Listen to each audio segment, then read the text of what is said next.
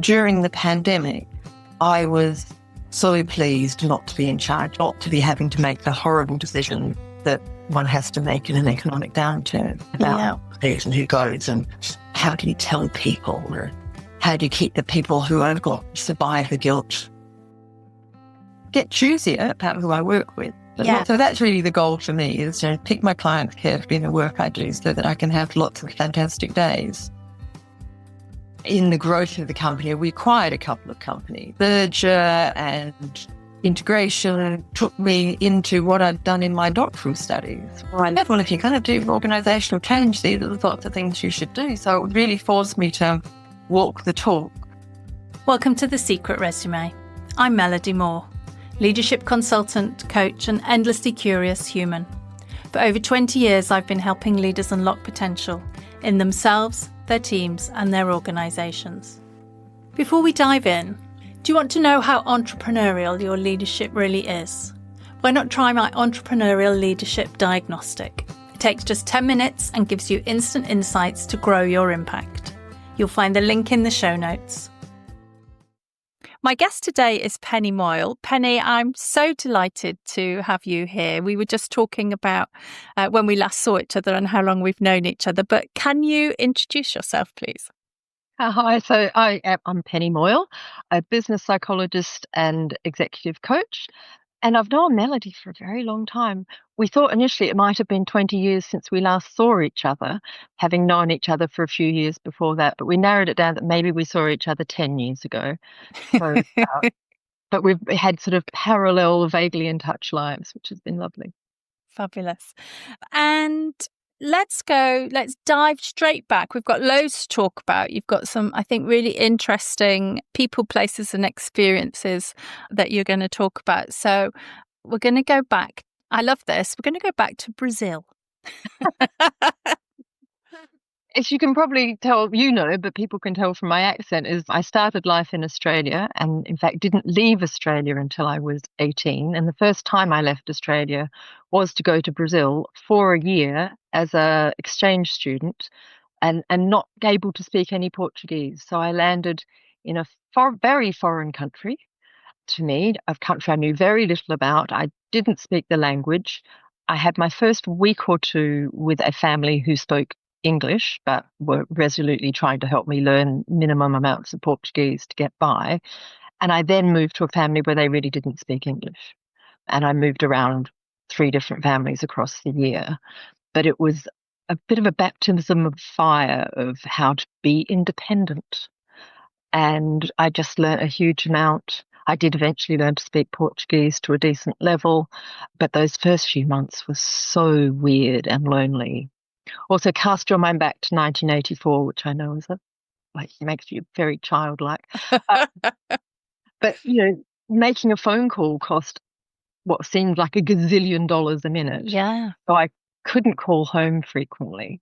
Letters took 2 weeks to get from Brazil to Australia, and then another 2 weeks before you'd get an answer. So we had this asynchronous letter writing thing. Anyway, it set me in good stead because other experiences I've had since have not been as hard. And I think, well, if I could get through that all by myself at 18 when I really knew nothing, whatever life throws at me since, I've always had more people around me. I've obviously learnt more as I've gone on, but I've always had, a decent amount of social support and networks and stuff rather than being so totally isolated. So why Brazil? So I was part of Rotary International's exchange program, and it's not a particularly big thing in the UK, but it is in nearly every other country of the world, where you apply for the exchange scholarship and then they tell you where they've placed you. And you have the option to say no, but it's sort of hard to because it's a prestigious and exciting thing and you've sort of invested. But when you apply, you say where you would like to go. So I was, in the heat of Australia, and I thought, oh, Scandinavia looks good. They seem to be really cool people. And it snows, and I'd never seen snow. And I just thought, that's where I want to go. And then the letter comes back saying, congratulations, you're going to the middle of Brazil. And I went, oh, where's that? And I remember my dad counselling me as I was having that sort of teenage hissy fit about it. And Dad counselled me that, if you want to go to Scandinavia, you will get there at some other point in your life. But because you've never heard of Brazil, because you know nothing about it, actually, this is an amazing opportunity to do something you wouldn't have otherwise thought of. And were you studying whilst you were there? So in theory, I was repeating the last year of high school. So I'd finished school, but the idea was that you went and did the last year of high school. So you were studying with people who were more or less your age, but you didn't have to get any grades, didn't have to do anything important. Of course, for the first many months, I sat in the classroom and understood very, very little. And then I started understanding more, and I was just a bit bored because it wasn't stuff I wasn't really learning terribly much. I was just learning how to translate, chemical names from English into Portuguese. A useful life skill. Anyway, one day I went home to my host family and they asked how school was, and I went, it was a bit dull. And I said, yeah, why do you go every day? And I said, conscientiously, because that's the rules of the scheme, is I'm meant to go to school. And I went, who would know? And I went, you? And they said, we don't care. So I stopped going to school, except for on Fridays, because then you could organise your social life for the weekend. So you got your priorities right. Well, it was an amazing, so my second half of the year was the most unconscientious of my life, that I didn't go to school. I had no responsibilities. I got an amazing suntan because it was before I really understood about skin cancer. And and I ate a lot. I put on a huge amount of weight. But it was an amazing period of realizing that I actually could break the rules and the world didn't fall in around my ears. And that was a complete news to me. And has that belief stuck with you, or was it a momentary freedom? So it was just a momentary thing. I have reminded myself every so often that I actually can walk on the grass and it will be okay. It's I will talk about personality more in a minute. It's part of my core that I really am if there's a rule, I mostly stick to them. I'm a bit dull that way. Same. And what strikes me about that is how brave it is to just go and, at 18 years old, just to go and decide to go and live in a foreign country for a year. Yeah. My grandfather used to say it's brave or the other thing. And I'm not sure it was foolish, which was his other thing. But it was certainly because it was part of a program, and we at my school had exchange students come the other way around. It seemed very safe, and I assumed it would be very like it was when we were receiving exchange students. What I hadn't understood was cultural differences, which was, in Australia, no host family would have said, don't go to school. What are you going for if you don't enjoy it? They'd have said, no, that's your deal, off you go. In Brazil, culturally, it was like, why would you bother? The other funny cultural thing is that I turned 18 the year I was there, and many people thought that was sort of the ripe age for marriage. So they kind of thought that the reason I might have been there was to look for a husband. Oh. Could not have been further from the truth. But again, just like that hadn't crossed my mind. I've not even had a steady boyfriend at that point in my life. And they were trying to marry. Were they trying to line you up with suitable young men? Well, and I was in a town that no one would have heard of in central southern Brazil. And they hadn't had many exchange students. They'd had sort of one a year or maybe two a year for a few years. Anyway, and I kept hearing about the most successful one ever was the one who fell in love and got married and stayed. And it was like, that was what they thought success looked like. I was seeing it a bit different. But I kind of went with, somewhat uncharacteristically, success for me ended up in having a nice time day by day and not particularly trying to achieve any goals or anything. Once I've nailed the language was important to me. But out of self-interest as much as anything else, I wanted to be able to communicate. And there's no such thing as Duolingo or anything like that in those days that you could just pop on an app or Google Translate. None of that. I had a lovely book called Português Básicos para Estrangeiros, which is basic Portuguese for foreigners, and a little pocket, those little tiny Collins dictionaries. Uh-huh. And I kind of walked around with that. This meant past, that meant future, pointing behind or in front of me. And I imagine if you're in, some small place in central Brazil, not many people are going to speak English. It's not like being in a tourist place where, they're going to have had more English speaking. Yeah, I mean, people learn English at school. Mm. But if you think about in the UK, people learn French at school, but not many people are fluent. No. So there was a bit of that. But you could also imagine going out with teenagers. They didn't want to, on a Saturday night, be trying to use their English in a crowded, noisy place. They were wanting to just hang out. One of the things that actually really helped in those early days was I managed to get sort of a part-time job. I wasn't paid, so I'm not sure if it really counts as a job, but working at a local English school. So people who really wanted to speak proper English went for lessons outside of school. And I was allocated a class that was just a conversational class. So I didn't have to teach them anything. They already kind of had all the actual language, but we talked English for an hour, a couple of times a week, I think. And that let me chat with people my age in my language. It also got them teaching me bits, because we'd talk about grammar and they would teach Portuguese in return for me explaining how that worked in English, or idiom and that sort of thing. So that was also quite good. And I did that for probably 2 or 3 months until I kind of could speak enough Portuguese that I wasn't that excited about going and doing the English lessons anymore. But I also made some friends from that, which was also helpful. Amazing. So I'm learning things I didn't know about you. The next bit I did know, which is you moved to Oxford. Yeah. So between times I did go back to Australia. You didn't just go straight from Brazil to Oxford. So I went to Australia, went on to uni, and weirdly, having said at 18 I was not interested in getting married and all of that stuff, I then met Steve at university during our undergraduate degrees, and we got married at the tender age of 22. Wow. Where we thought we were terribly grown up, and we would prove to everyone how grown up we were by getting married.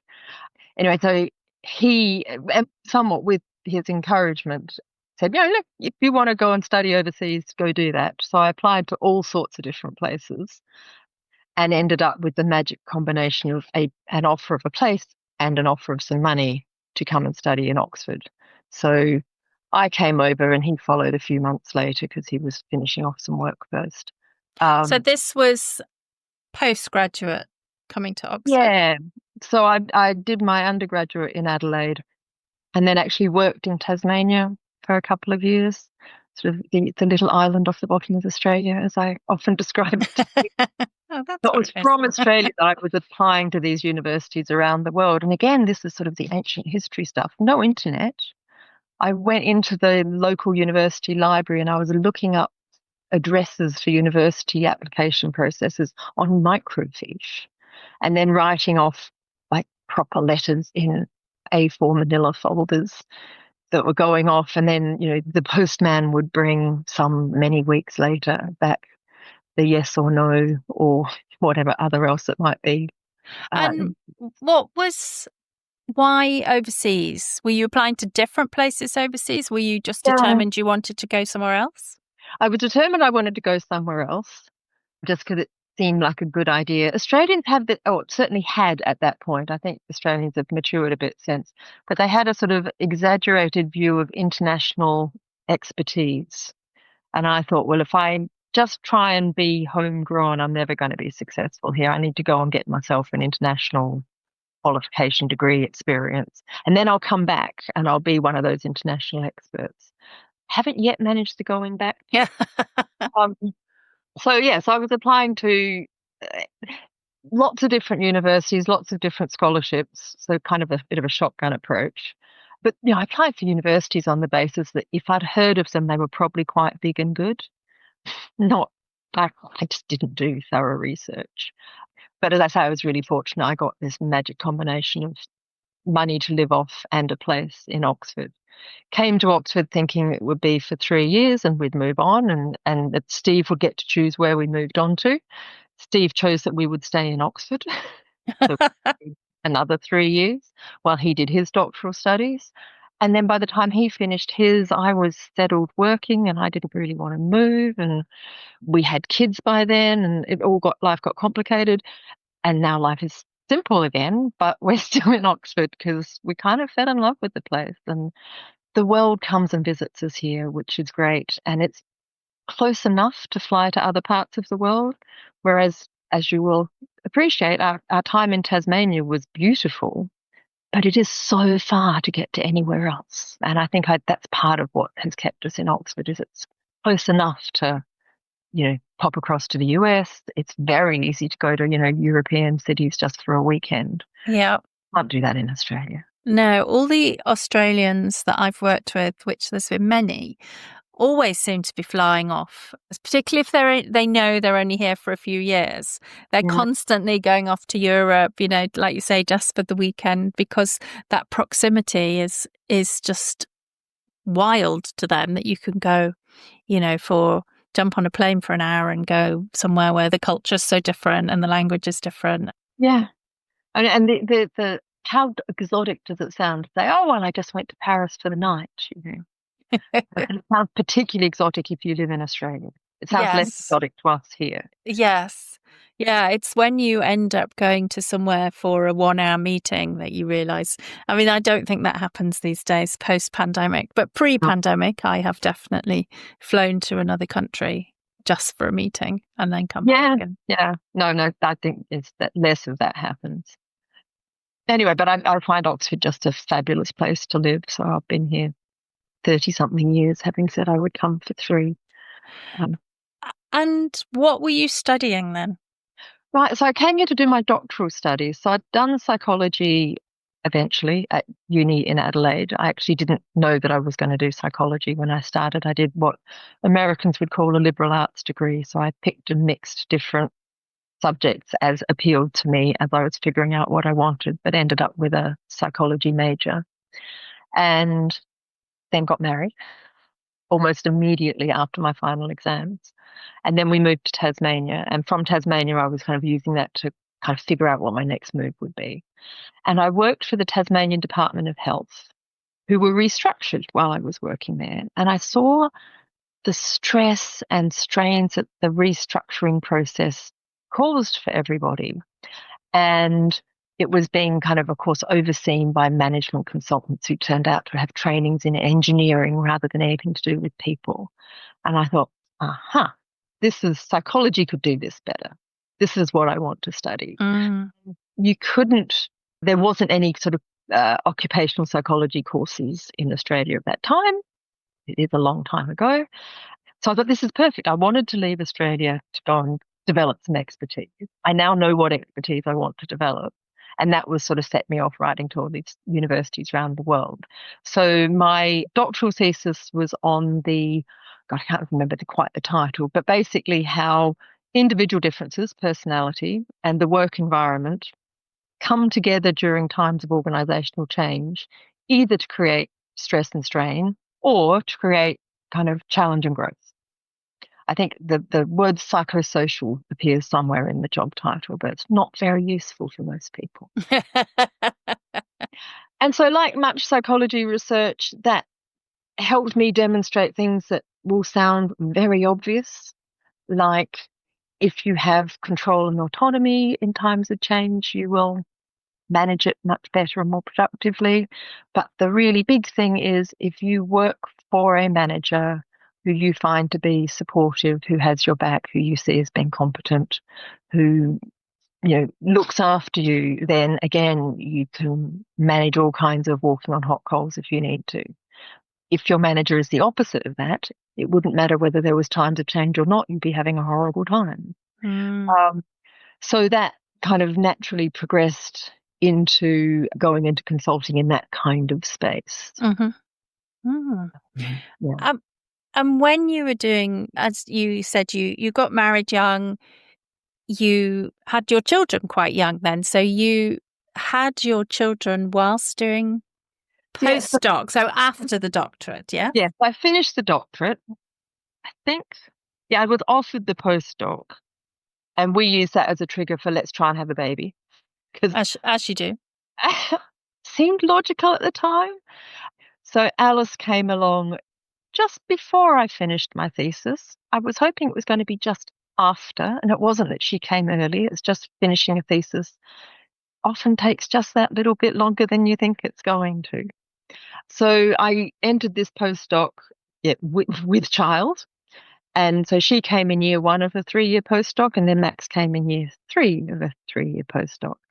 And by professional woman modern standards, I was quite young, but I was 29 when Alice was born. So I wasn't not that young, no. Yeah, I'd been married quite a while by then. And I felt that was a kind of a reasonable age to start my family. And explain to me, and I'm sure others, I don't really know what you do in a postdoc.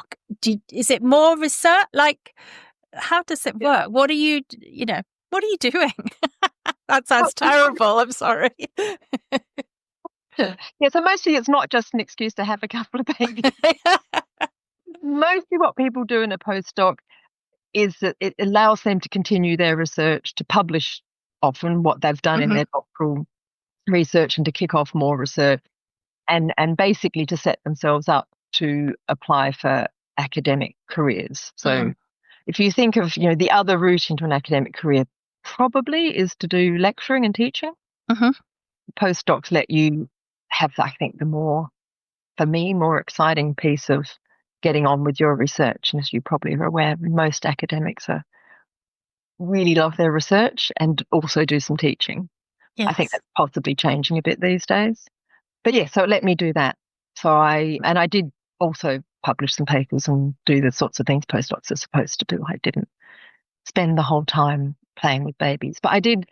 Yeah, in a miscalculation of how life works, I hadn't organised childcare when the first baby came along, thinking, it's a baby, we'll just sit in the corner while I keep working. I'm sure you're not the first person to have thought that.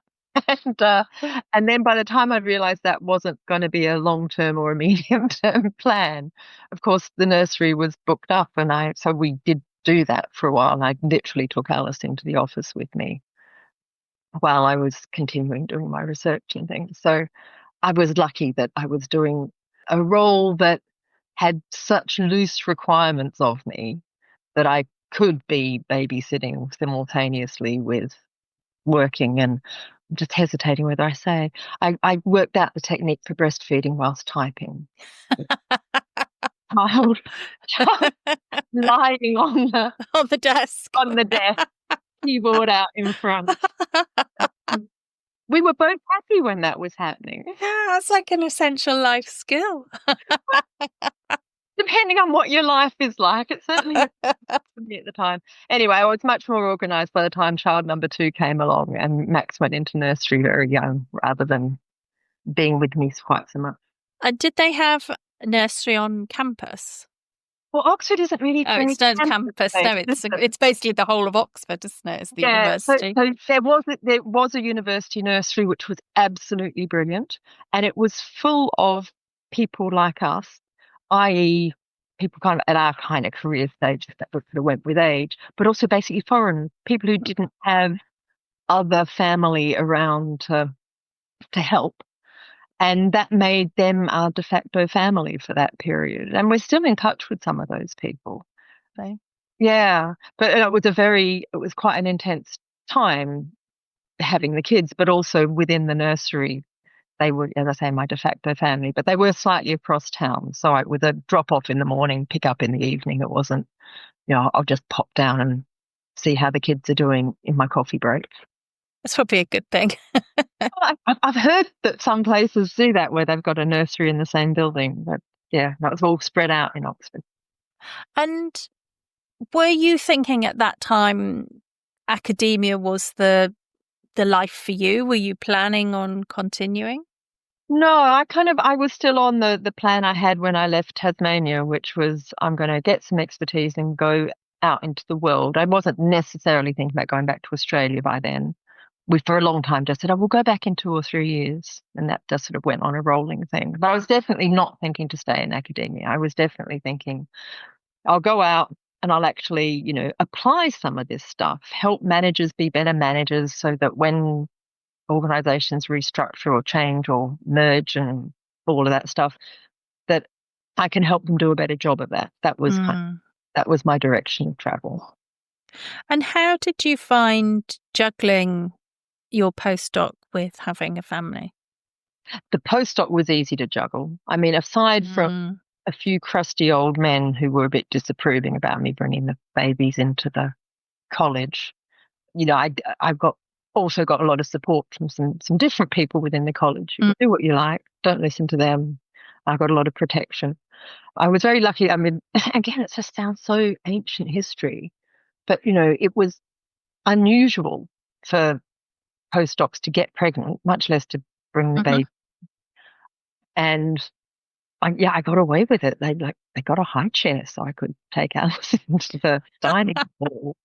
But yeah, not everyone approved, and there weren't many other women around at all. My intake in that college as a doctoral student, there were 25 of us, 5 women. Now, women make up the majority at that level. So that's how much things have changed in a generation. But juggling the postdoc wasn't that hard because I just did less work than I might have done had I not had the babies. But I did enough to look respectable.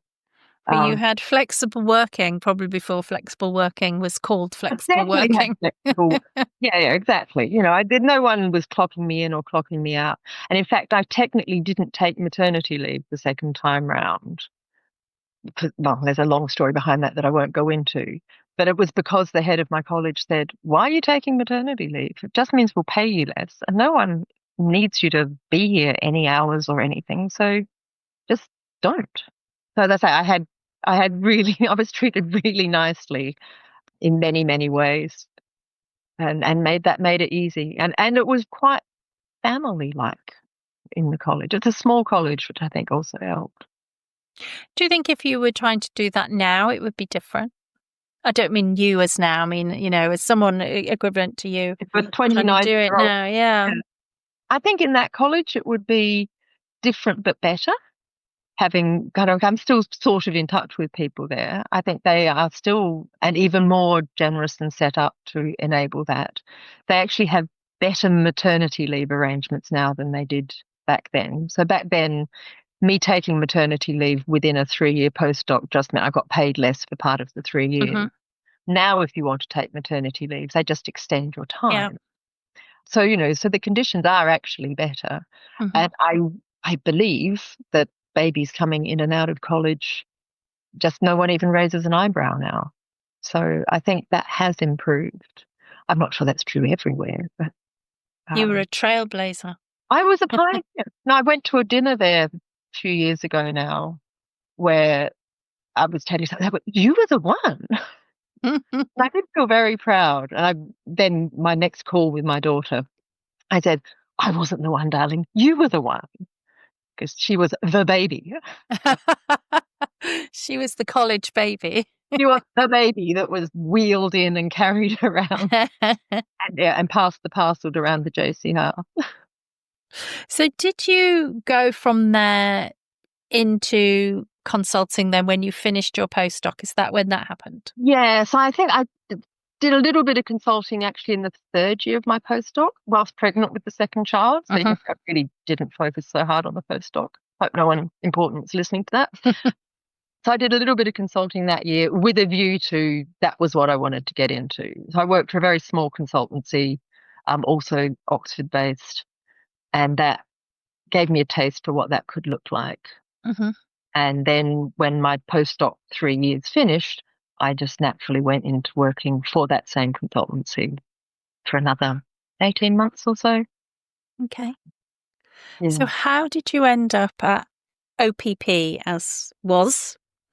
As was. But so when I was working with this small consultancy called OCG, so who's standing for Oxford in both cases, they used the tools that OPP used to sell. So Myers Briggs, FIRO, CPI were their kind of standard psychometric toolkit, which will mean something to other psychologists, but we'll leave that to one side for now. So in working with them, I learned to use those tools. I went and got trained with OPP, as you would, and met, therefore, several of the consultants at OPP at the time. And so started getting to know the company a bit. And that was very pleasant. And actually, then after I'd been with this smaller company for a while, one of the consultants at OPP, as was, said to me, would you be interested in coming and working with us? And so then I made that shift from small consultancy to a bigger entity that also published the psychological tests. So that was the move. Yeah. And you were there for quite some time, really. Yeah, 18 years in the end. Was it? Goodness. Yeah, so I think of that as kind of the big chunk of my career. And that's where we met. So I worked at OPP. OPP is now the Myers Briggs Company, I think it's called. It's part of the Myers Briggs Company. Yes. So, but that's where we met when I was my first ever consulting job. Yeah. Was at OPP. Yeah, so it was my second consulting job when I moved to OPP, but I got there a few years before you. Yes, but quite common, I think, wasn't it? Because to me, it's that great size of consultancy where it's big enough that, it's not just one person and their dog. So you've got some interesting clients and you're doing interesting things, but it's the kind of place that lots of people went for their first consulting job. And I think it was really great in that sense of getting really good experience.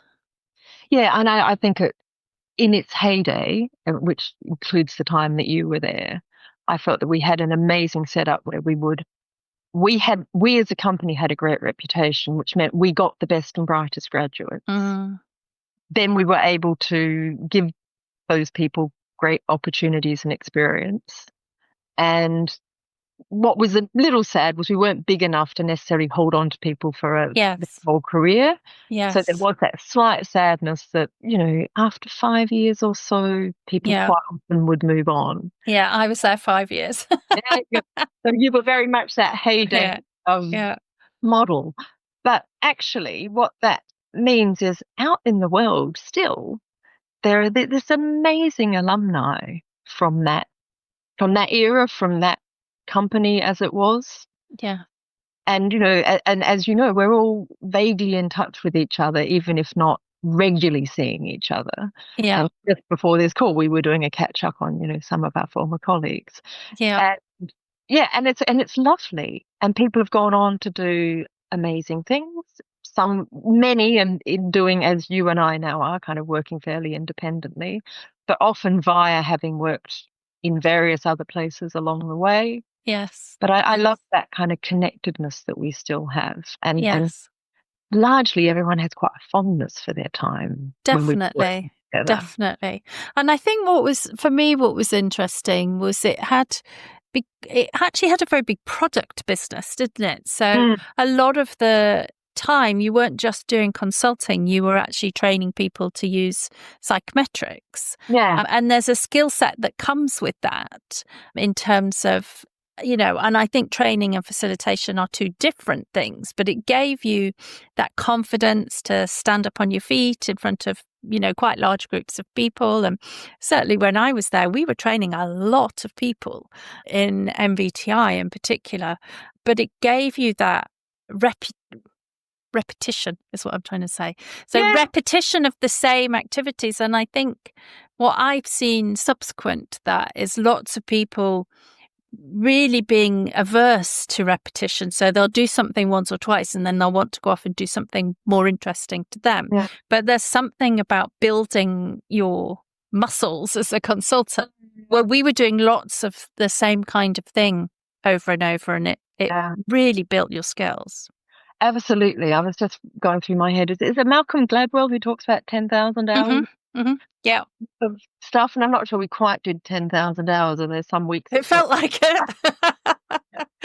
But yeah, you learn so much by training and the repetition, because it was never in anticipation. I thought repetition would be repetitive. Doing it, I realized that each new week Yes. that you did the same course, you were actually doing a completely different course, because it was a different bunch of people you were working with. Yes. And that's not repetitive. No. And you do develop your muscle. You do. The other thing that was lovely, particularly for the Myers Briggs trainees, we used to co-facilitate. You would learn stuff from the other facilitator, and we often had some of the really great authors of some of the resources come through. And the privilege of working with them, I just learned enormous amounts about the tools, but actually also about life. Yes. But yeah, the training side of it was always a bit of the sort of poor cousin. Was wonderful, I think, learning for us, certainly to a point. And it was great commercially for the company, because in training people, you were converting people to become ongoing customers for the product. Yeah. And sometimes actually connections that lasted later, because doing what I'm doing now actually relates back to somebody I had on a training course in my fairly early days at OTP, that we stayed connected. So the network you get out of doing that kind of thing is astonishing. Oh, hugely. When I moved to Hay Group, and it turned out I'd trained the MD at the time, and a few other Hay Group colleagues knew me because I had trained them, and I would meet people at the airport, like random people would come up to me and go, "You trained me in MBTI." I'm like, "Did I?" Yeah, absolutely. And could you work out when you've done a lot of such? I must have trained hundreds and hundreds of people. Yeah. Like kind of, And of course, they've been staring at you for however many days, and you're looking at the sea of faces. Yes. So there's totally. that symmetry that they remember you, and you're going, remember you. Yeah.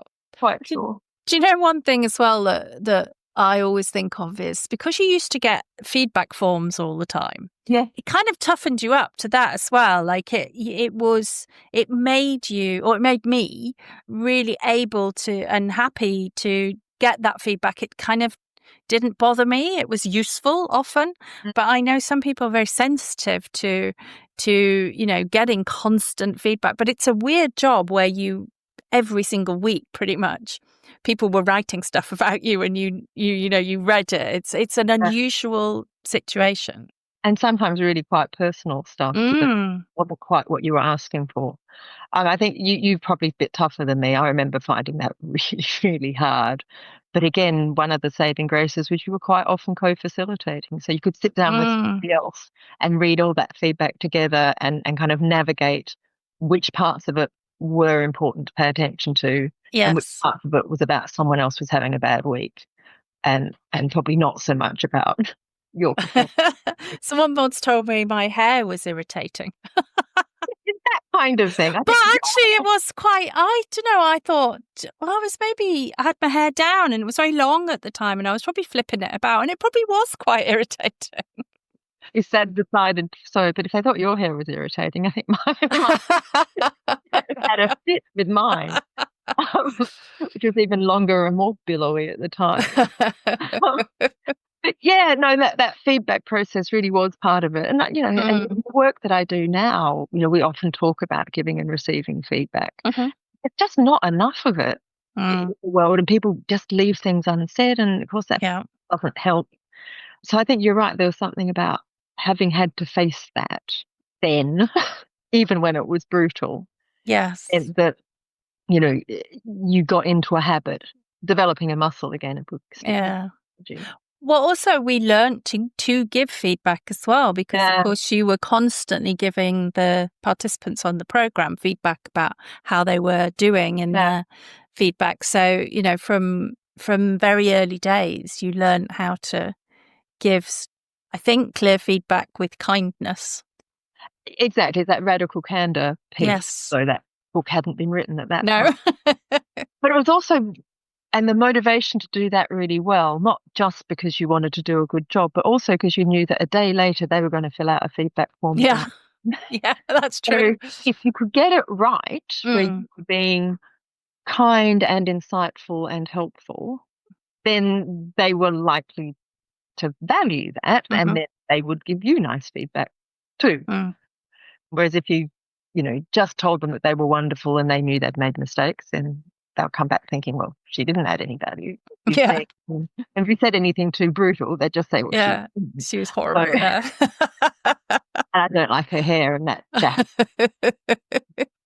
Yeah, the comments about clothing were amazing. Yeah, there was a lot of comments about clothing. It's interesting. So you kind of rose through the ranks at OPP, and what role were you in at the end of your time at OPP? Yeah, I sort of ran out of roles. So I spent my last 5 years there as CEO, having worked around training, consultancy, R&D, sales, marketing. I think that's probably all of them. Yeah, so I sort of did lots of different roles. And the company grew as I was kind of growing well, I was very, very fortunate that just all happened to coincide. So I didn't do my 5 years and move on.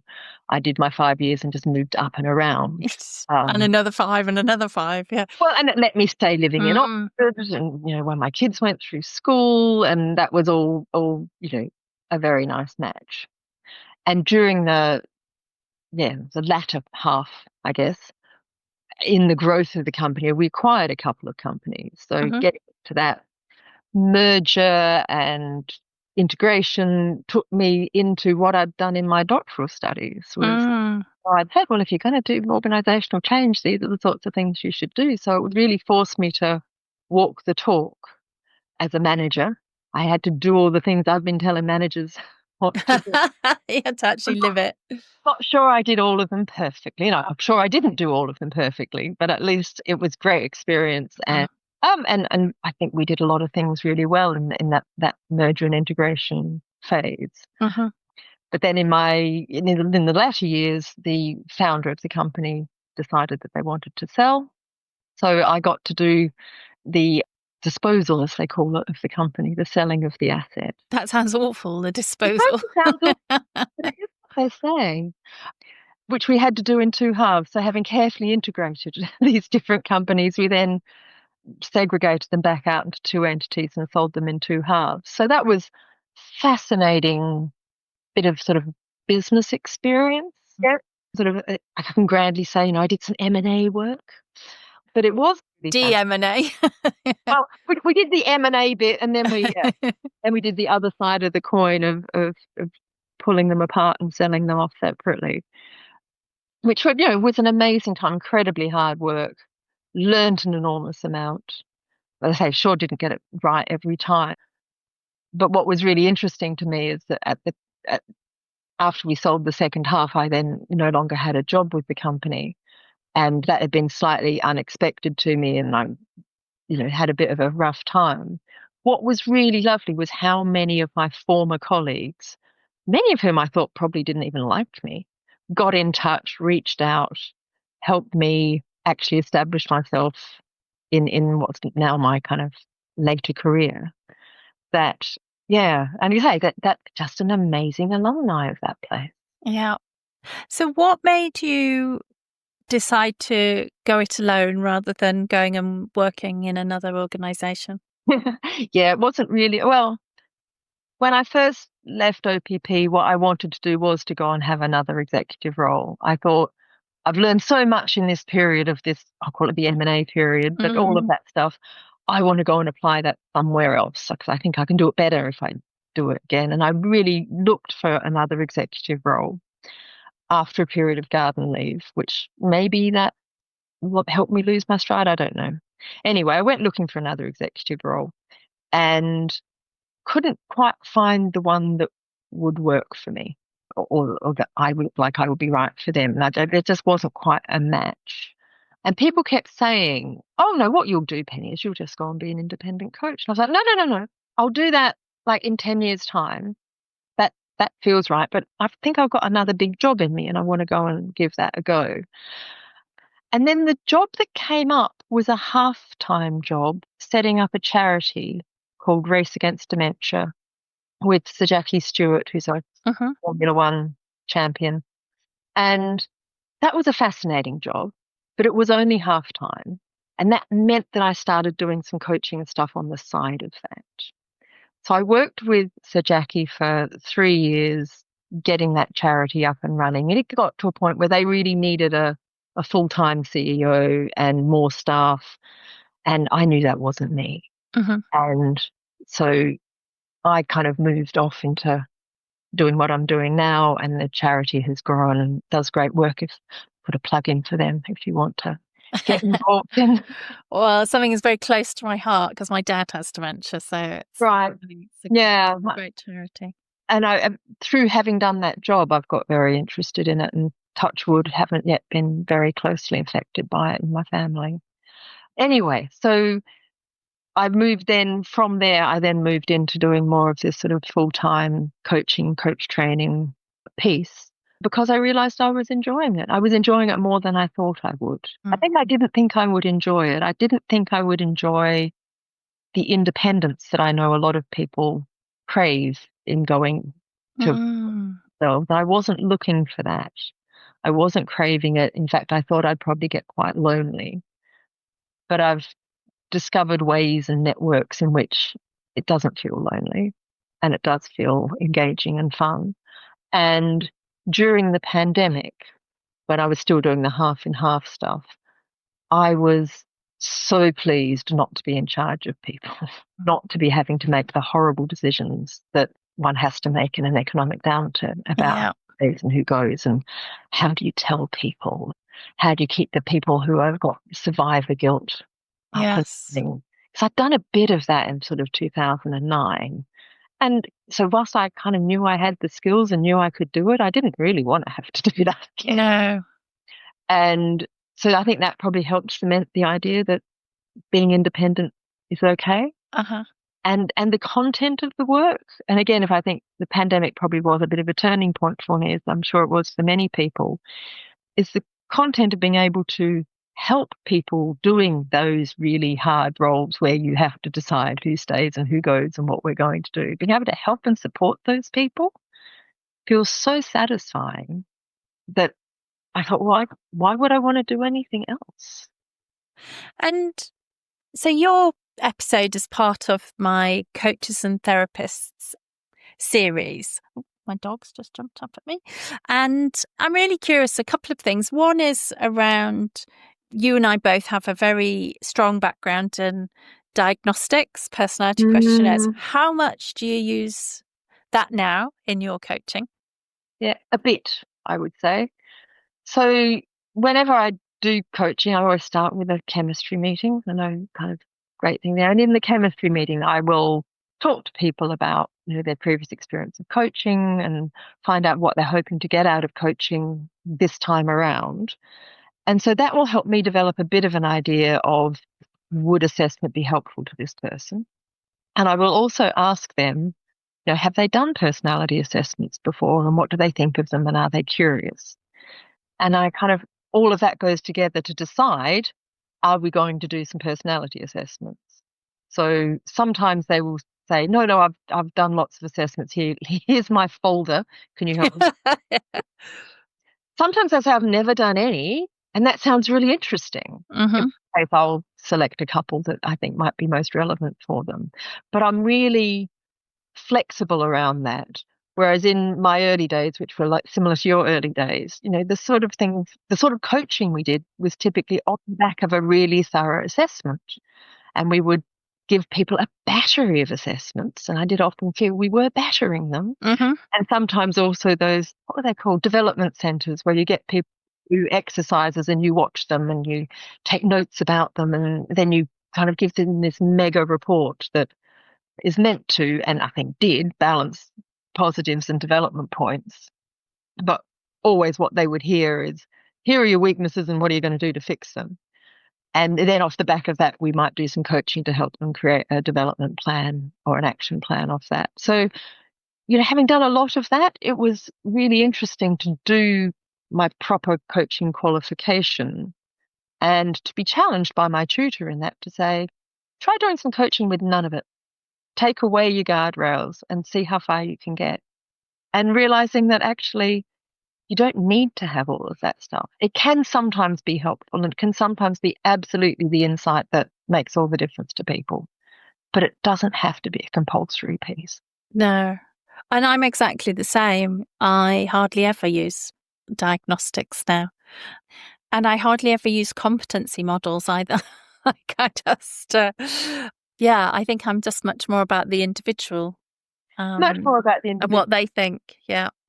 And I often do 360s now by interview, whereas back in the day, we used to give people a standardized, very well validated 360 or series of 360 questionnaires to complete. And I just remember puzzling over the results of those things with people all the time. Oh, I don't know why I only got a 4.3 here, where I got a 4.7 there. And I go, well, you don't know, I don't know. Then the open-ended answers would look like they were more interesting, but they were often quite cryptic. Yeah.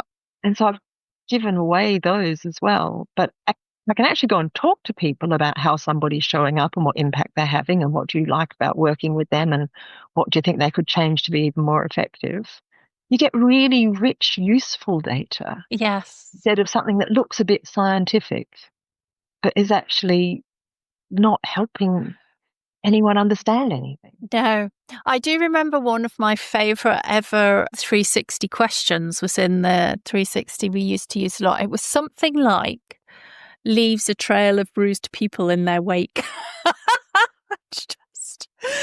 just love that as a question. It's like, I love the person who invented that question. I think it's brilliant. Yes. I remember that question as well. Yeah. And I can think of some people who that absolutely is true of. But yeah, that was, I guess, what people like about a 360 often is it's some form of a benchmark, isn't it? So that they like to be compared to others.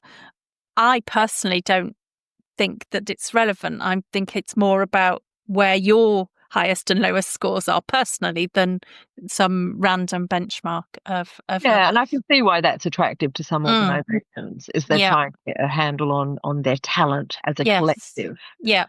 And I absolutely have sympathy for why you might want to use them in that way. But for the work I'm doing, which is very one-on-one about individuals' objectives and what they're trying to achieve, and typically with quite senior people, that style of 360 just feels so much less helpful. Yeah. To have proper conversations with people. Yes. So I've sort of somewhat gone off assessment. I was asked recently if I would do some assessment work for a prestigious company. And I went, no. Said I did a lot of that. I've kind of moved on. It's funny, I had this conversation with someone the other day, and for me, I've done a ton of assessment too. But what I find is it almost feels like I'm being asked to judge people, and I spend the whole of the rest of my time not judging people at all and trying to be supportive and helpful, and it's not what I want to be doing. I don't want to be judging people. Yeah. So the only time I would come at doing a sort of one of those sort of deep dive assessments would be if I was also going to be contracted to do ongoing coaching. What I really run from now is do an assessment, write a report, walk away. And there's still a lot of that kind of work out there. It is something that organisations want to do, but I don't want to do it myself. No, and some people are great at it, aren't they? And they are that's their real sort of skill set, is that sort of evaluation. But yeah, I feel like it's so different to what I'm doing the rest of the time. I find it quite hard. Yeah. Well, and it's like, it's a privilege, isn't it, that we can pick and choose what kind of work to do. And that is one of the advantages of being independent. Yes. And going, okay, I've got plenty of work on. I don't need to say yes to something that I'm not going to love. Yeah. I'm in a lucky position that all my clients at the moment are clients I'm enjoying working with. Very lucky. Talk to me about team coaching. Is that something you do much of? Yeah, not as much as I would like. So that's a bit of a plug, really. But yeah, I think working with teams is powerful and useful. And, if you can get a team working in a high performance way, then, it pays dividends enormously. And I find it satisfying, partly because you get a much deeper perspective on the context that people are working in. So sometimes you do just work with, one person. Often I work with one person. They're nearly always a member of some kind of team. But my only insight into how that team's working is through the eyes of that one person. And that's only one part of the story. Whereas when I'm working with an individual and the team, I'm getting a lot more rounded perspective. Now, it can be difficult, though, to work with a whole team as one person, particularly if you start, say, working with the CEO and the CEO says to everyone, hey, I've got this coach and we're doing great work and coach is going to come and work with all of you. You just watch people's toes curl at the idea, oh, God, the boss is bringing in their person. So I try not to do that. Where I feel I've done it successfully, there's been a couple of different models, actually. One is where I was brought in initially to do a leadership development program with the whole team. So everyone was kind of at a equal pegging. And then after we'd finished that program, in fact, a year after, they said, actually, can you come and do some ongoing work with the team? So I was kind of there as an individual, sort of equally connected with all of them. And we all knew each other well enough, I think, that they could trust that when I said things were confidential and I wouldn't be feeding them back or sideways, that really was the case. So I think that's a model that has worked really. In another I have worked with is where I bring in another facilitator and we work together so that we each do both individual coaching with each member of the team and we work together to work with the whole team. And that gives people a little bit more choice of, like, do I want to be coached by this one or that one? And I think that can be quite useful. And it also gives me someone to say, did you see that? What did you think of that? Yes. You don't get when you're on your own. No. See everything when you're on your own either. No, and I agree with you. I think with team dynamics, they're so complicated that it's kind of almost impossible to hold the situation if you're just on your own. And, I just think having someone else there makes a huge difference in terms of, like you say, being able to observe things, check what you think you're thinking, what you're picking up against what someone else is picking up. So that's my kind of favoured way of doing it. But it's, of course, quite expensive because you're asking them to pay for two of you running in parallel when only one of you might be on your feet and obviously working at one point in time. And then if you are going to have individual time with everybody as well as the collective, then that's more hours. So a lot of clients just balk at the cost that's involved there. Some go for it and I think they get really good value. Yeah. But some just won't and can't kind of make the ROI work in their head a priority and then it stops. So, you end up making various other kinds of compromises. So you either, they just say, come and facilitate an offsite and we'll have you come along, once every 6 months. And then, you can do some useful stuff, but it's hard for people to keep up those commitments they make at the end of an offsite. They really do them week on week, month on month. And if you never get to observe a team, what I call in its natural environment, having a regular team meeting, it's a bit artificial. Yes. But it's a hard sell to say, I want to just sit in the corner of the room and watch you do your team meeting. Yeah. And then I'm going to give you some observations and what you might try again next week. Yes. Then I'm going to come and watch again next week. Yeah. And see how that goes. But again, it is quite an investment on their part. So, so as I say, I don't do as much team coaching as I'd like to. But I do think it's a bit the way of the future. A couple of teams I'm working with at the moment that are more of the more sporadic variety are teams where they are all completely remote to each other, both international teams, so they work across several countries. One, it's sort of an Eastern European span, and the other, it's a Latin American span. And they are very aware that for the team to work, they are going to have to invest, and they're going to have to invest in some face-to-face time. And when they're investing in that face-to-face time, it is worth bringing in a facilitator to kind of push and challenge them. Mm-hmm. And I think like one of those two teams in particular, I think would well have be a great case study role model for how to do this stuff. Because, what they're trying to do as a business just needs them to have little operations in lots of countries. Yeah. Of course, they're going to have people spread around. That's better than the alternative than everybody's in head office at the executive level and like everyone else, or cousins. Yeah. So they just have to invest in a little bit of, travel and time commitment, time together.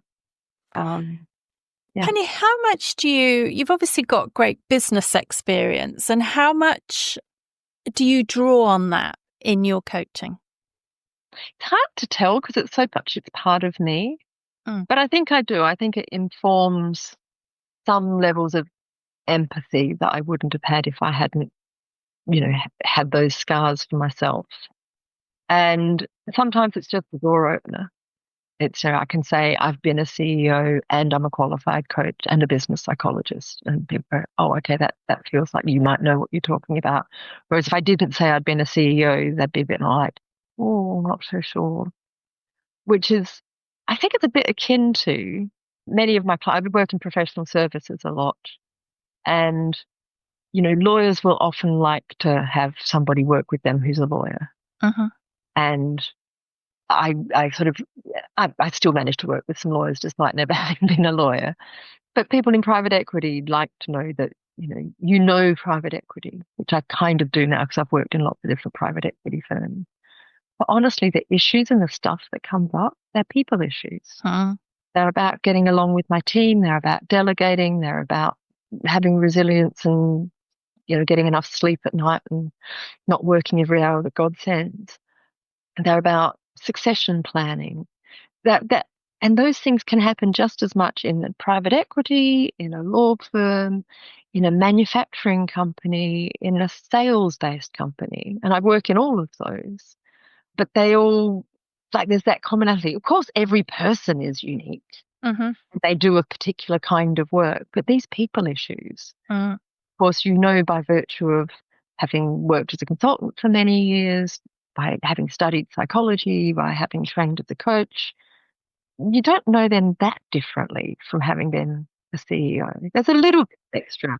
Okay, there's a little bit around sort of the empathy around having suffered some of the same sorts of things. But, but the core of what I do is my professional training. Yeah. Yeah. I thought that was interesting when you say it's a door opener there. Which, people will then assume a level of knowledge and competence because of that experience. Yeah.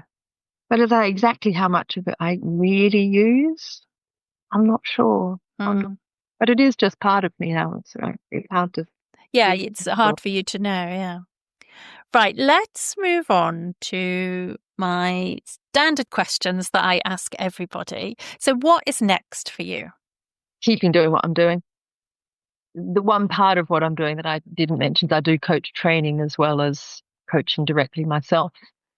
And I really enjoy both things and having that mix. But 8 years now since I left OPP, and I said, in 10 years' time, this is what I expected to be doing. I've got here a bit earlier than I expected, but I'm where I wanted to be.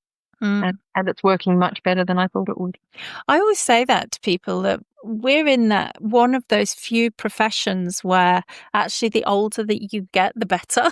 Like in so many businesses, people, they get into their 50s and people write them off. Whereas I would say in coaching and consulting, it's the opposite. Yeah, I think there is definitely an element of truth, and particularly if you want to work with senior people in a business, they don't expect a 30-year-old to be able to tell them anything. To be honest, when I was 30, I probably wouldn't have told them anything very useful. So I probably have learnt something along the way. Just going back to that last business experience. But I enjoy what I do.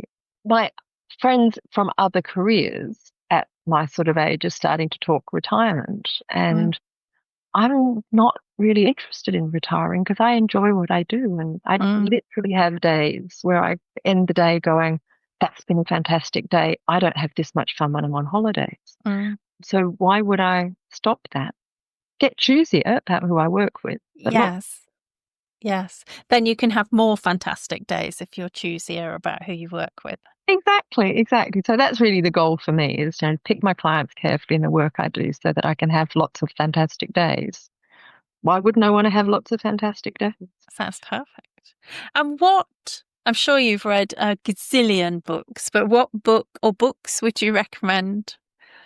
Yeah, so when I saw this question coming up, I thought I should recommend one or another fabulous coaching book because there are so many. And then I kind of got frightened because if I recommend one, then I'm another. Anyway, but a book I read last year and loved was Lessons in Chemistry. So just a novel. Hasn't that been made into a TV Netflix? I think it might be Apple TV. I haven't watched it yet because people told me it wasn't as good as the book. And I love the book so much, I didn't want to spoil it. But I may get around to watching it. But it is, it's about a working mum, mid-last century, so a bit earlier than us. But there was enough resonance there that touched me. And probably still some lessons for life in there as well. Yeah, love that. And advice you would give to your younger self? Yeah, take maternity leave. Great advice. So I kind of avoided taking it by being in this wonderfully flexible postdoc role. But actually, if you can take maternity leave, take it. Enjoy being with your kids. Don't run yourself ragged. Don't go back to work before you have to. It doesn't make the big difference in terms of career advancement that I imagined it was making at the time that I made that sacrifice. So that would be my really big advice to younger self. That's very wise advice. And what about a title or a strapline for your story? So I'm going with learning to enjoy the journey, because I was very goal focused. I still have that part of my personality, and we talked about us sharing that, but actually enjoying each day and making that the focus rather than thinking there's some career ladder that I'm climbing is really nice. And it's nice to be at that stage in my life. I think I might have enjoyed some of the earlier stages more if I'd been less focused on what am I doing career-wise and more focused on, am I enjoying this? Yes. What I want to do? Yes. So learning to enjoy the journey. And what what one thing would you want the listeners to take away? Yeah, probably that. Checking in with yourself to see, did I have a good day today? Or perhaps what was good about my day today? How can I make tomorrow also good, maybe even better? And making sure you're enjoying each one rather than thinking, I'll delay gratification for whatever's next. I love that.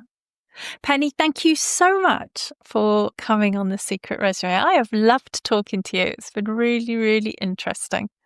Been really great to reconnect as well. Yeah, fabulous. We'll have to do this in person sometime soon. Definitely. This podcast is brought to you by Liberare Consulting. If you enjoyed today's episode, hit subscribe so you're the first to hear new conversations. And if you found it valuable, do a friend a favour and share it with them too.